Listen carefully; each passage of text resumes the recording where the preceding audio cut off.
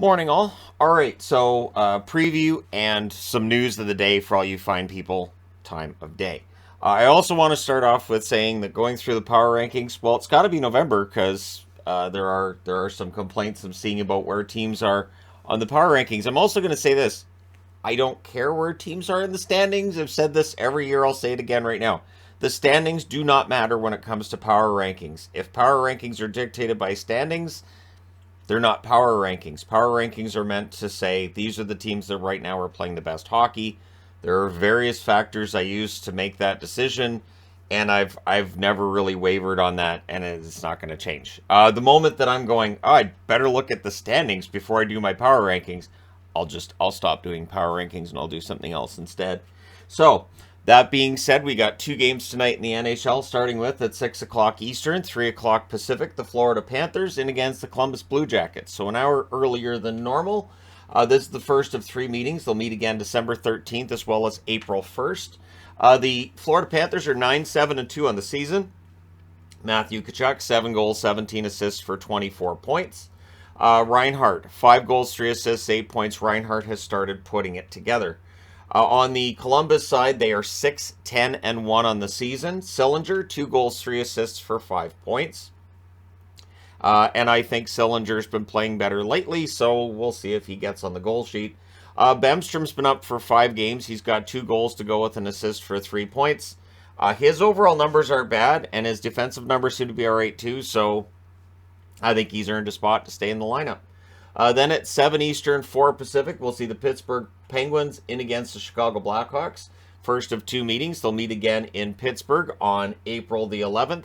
For Pittsburgh, they are 8-7-3 on the season. Gensel, 10 goals, 7 assists for 17 points. Raquel, 7 goals, 4 assists for 11 points. Both of them scoring well enough. Gensel had the empty net goal last night. We'll see if we can get on the score sheet again today. For the Chicago Blackhawks, they're 6-8-3. This, of course, is the day where they're retiring Marian Hossa's number. All kinds of great things said about Hossa, and all of them true over the last 48 hours in media. Patrick Kane, 2 goals, 11 assists, 13 points. I'd be surprised if he doesn't get on the board. Taylor Radish, who's had some chances lately, 4 goals, 3 assists, 7 points. I believe he had a goal in their last game as well. I know he's had a goal recently. But hey, we'll see how things go in that one. I am wearing a Pittsburgh jersey because I think the Penguins right now have picked up their game. And I don't think they'll fall into a trap against Chicago, considering Pittsburgh is not above the playoff line right now. Brady Tkachuk, after yesterday's game, let it be known to media that he is tired of the negativity towards their coach, DJ Smith, and that he believes that the solution is in the room and that the responsibility lies with the players in that room as well. I can't think of the last time that a player hasn't defended their coach, and I'm not saying that as any kind of shade towards Tkachuk. I'm sure he is 100% sincere in his sentiment about this. But again, whether or not Smith keeps his job, it remains to be seen. They are definitely underperforming. I know that Pierre Dorion has publicly supported DJ Smith multiple times since the start of the season. It really is a situation where I think he may be forced to make a change. Because again, if you look to make a change right now on the ice, if you're looking to trade players, due to the salary cap, it becomes very, very difficult. So we'll see what happens, but good on Tkachuk for defending his coach. Again, we see this a lot in the National Hockey League and in sports in general. It's very rare for a guy to go, yeah, no, the coach is a dingus, he needs to go. It really doesn't happen. Players can play like they want the coach fired. I don't think I've seen that in Ottawa. And the signs that I look for is always like the players tuning out while the coach is flipping out behind the bench. Players not doing on the ice what was expected of them in various systems that have been set up by the coach. Just the players are like, we don't care, we're not doing that. I haven't seen that with Ottawa. So, we'll see if they end up trying to make a change behind the bench to fix things. We have not seen a coach fired yet. It is late in the season. We have not seen a coach fired as of yet. Some years we see a ton fired early, and some we don't see any. So we'll see what happens the rest of the way. Injury update news for you Columbus fans out there. And Merzlikins is out 1 to 2 weeks with a hip injury. I think it's good that it's a short-term injury. Last night, Korpisalo had a rough night, but I don't know how much of that's on him. He's been pretty good so far this season. So yeah, Elvis out 1 to 2 weeks. He's had a rough start to the season. Hopefully, after getting this rest and healing up, his numbers get better upon his return. Boston tied a record last night. They sure did. 11 home wins in a row to start the season. It ties Florida from last season, where they tied the record, and the Chicago Blackhawks of 1963-64. So it's not a mark that means that you're winning the Stanley Cup. Absolutely not. But it is interesting to see this record and Boston having a chance to maybe set a new one. Their goal differential is also best in the league at plus 38, which is absolutely ridiculous this early in the season. The Devils are second in the NHL at a plus 26.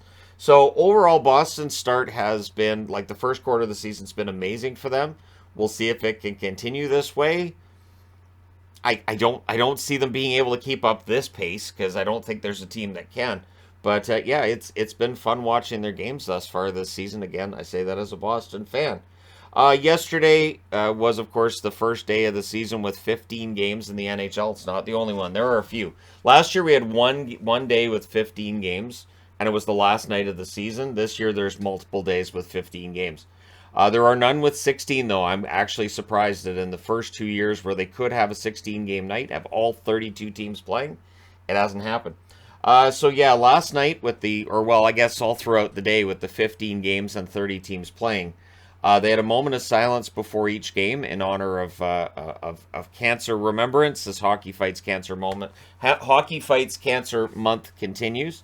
I wore my Hockey Fights Cancer jersey to the Canucks game on Friday.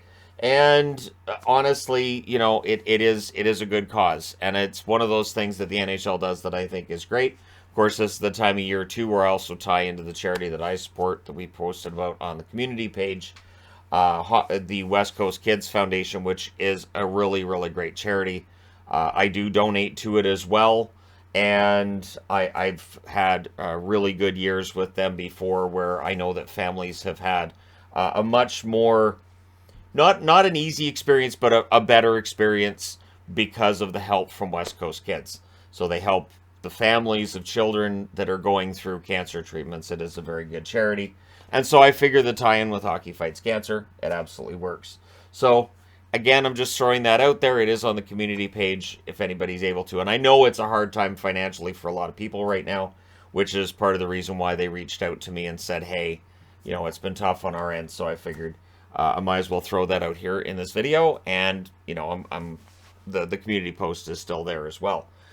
So that being said, let us discuss the St. Louis Blues briefly as the streakiest of streaky teams in the National Hockey League. So they win 3 to start the season, then they lost 8, and now they've won 6 in a row. And they might be the ultimate example of what Sidney Crosby said a couple weeks ago about how the fine line between winning and losing has never been finer. And that it is really a small difference. And it really is. And I think St. Louis right now, as well as they're playing, could they go into another losing streak? Sure. I didn't see the eight-game losing streak coming, so sure, they could. I don't think they will. But, for St. Louis, they are the streakiest team in the league. The team that won the 3 in a row and have now won the 6 in a row, if they can channel more of that energy and less of the 8 in a row losses, they'll make the playoffs, and they could be dangerous. They've pulled themselves close to first place in the division, a heck of a lot closer than they were when they had finished that 8-game losing streak. And again, it's early enough in the season that nothing's lost.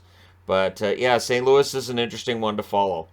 There have been some really weird turnarounds, and again, we'll see whether or not they can continue on that path. So let me know your thoughts in the comment section below, including your winners for tonight's games.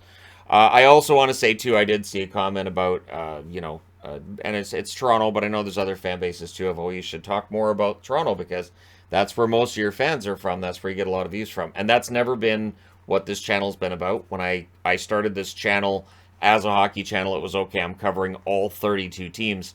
And when you're reviewing 13 games and it's already 11 o'clock at night, you don't want to be like going into X amount of detail and having a video that ends up being bloated to an hour and 10 minutes long and that kind of thing.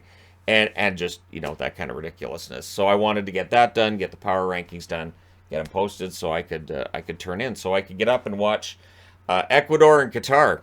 which is almost done. And yeah, so I'm watching the World Cup. It's just the one game today, and it was on at a time that I could watch it. So I've watched the whole game, and it's been. I'm not going to spoil it for anybody who hasn't watched it, but it's basically just one country playing keep away with a soccer ball. And basically what it's been. So anyways, there you go. Let me know your thoughts in the comment section below as always. Don't forget to hit like and subscribe if you're browsing your way through, you just happened upon this video. Thank you guys so much for all your support. I will talk to you again soon.